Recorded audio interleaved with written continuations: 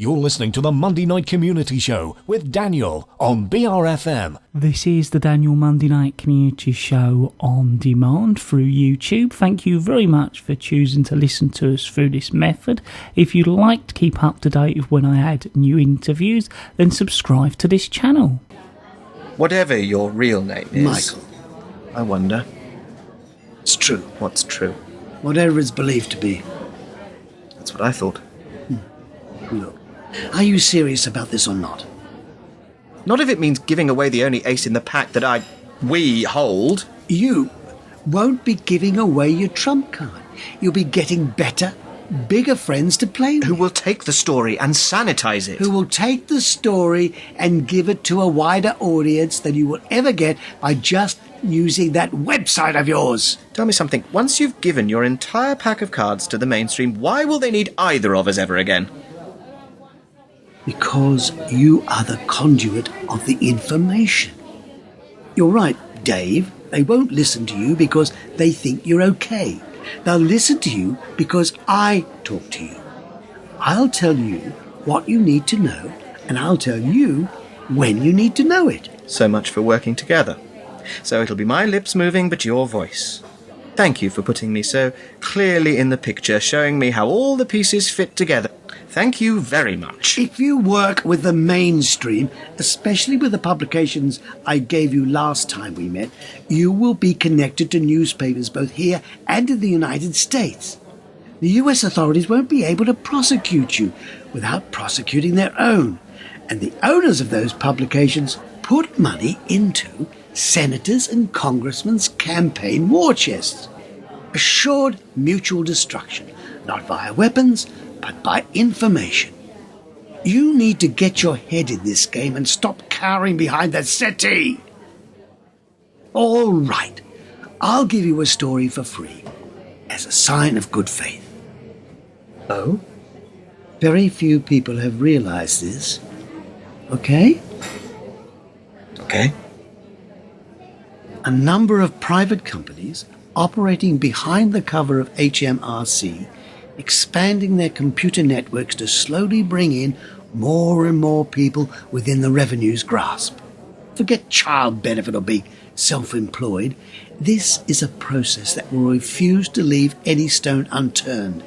Interconnected corporate systems that can cross-check, analyze, create models and criteria that no one has yet even thought about. But with each new computation, more and more people will find themselves receiving a tax demand on the front doormat that they never knew they owed. Non-compliance of self-assessment, even by those on PAYE, will be followed by a rising scale of fines, possible arrest, followed by an appearance before a court of the land. Within only a short number of years, the whole country will live in fear of the postman. As the system progresses across the welfare state, all unemployment offices and state pensions will be online, with no human being to speak to or see. The human element completely removed. A state that will be uncaring and unfeeling. All inquiries and objections will lead to only one response. There's a website. People could always go to the office. All tax offices across the country were closed in June 2014. It's already started. It's already started. And what do all private companies want? What do they all need to make? A profit. Once you hand over any state monopoly into private hands, the potential for abuse of the people on a grand scale becomes overwhelming. Millions that could be bankrupted simply by the delivery of a letter and a 30-day deadline to pay. Forget who shot Kennedy, or if we really went to the moon, or even what Iraq was actually about. Through this move, the banks take back countless properties and hide behind the actions of the state, which will in effect be the actions of private businesses. We might just as well put the mafia in charge. At least when they take your money, someone has the courage to turn up and face you. That story is the one that will give you consistency. Shall we continue? So, if we, put out this story about bad things in faraway places, the public will see our foreign policy in a less than flattering light. A disastrous light, some might say. That would be my guess. It will be criticised, Some might say that. debated endlessly in the press. With a bit of luck. Heads could roll. That's why we have politicians. A sacrificial lamb. Whole herd if necessary.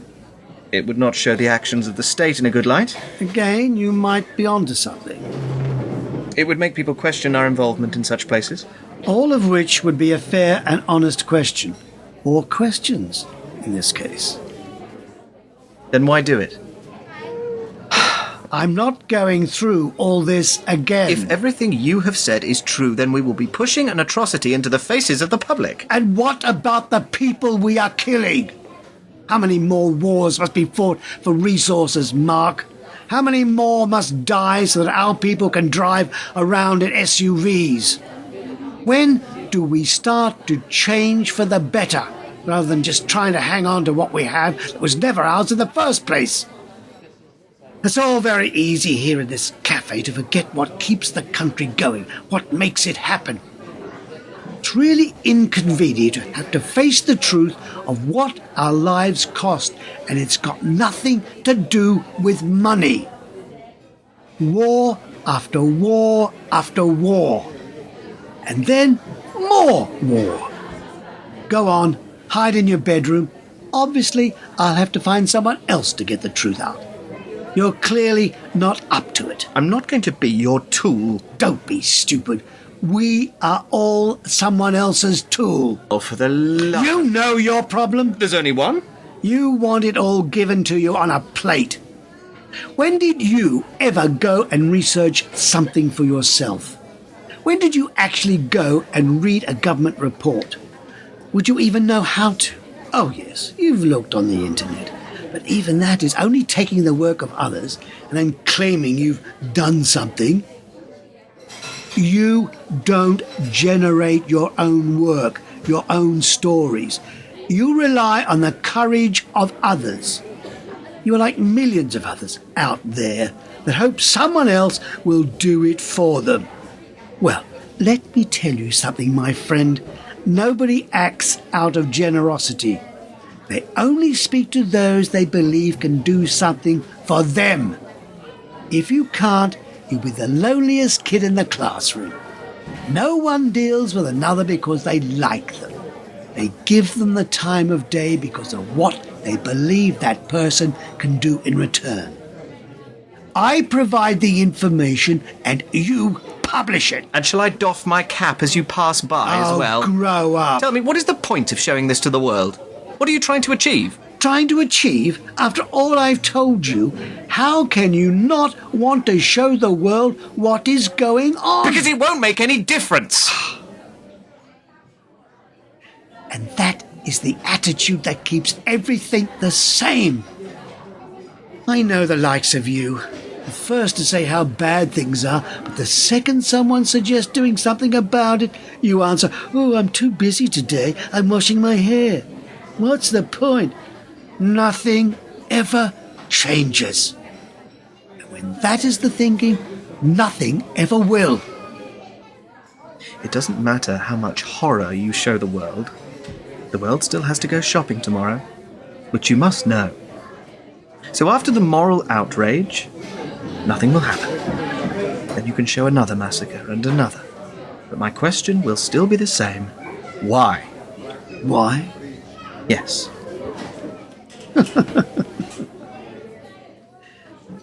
Why do you think?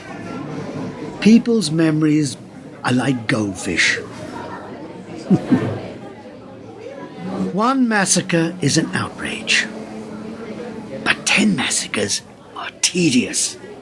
If you want the great British public, if you want the peoples of the planet Earth to accept horror and injustice, don't try and hide it from them. So every time they discover some, they are shocked.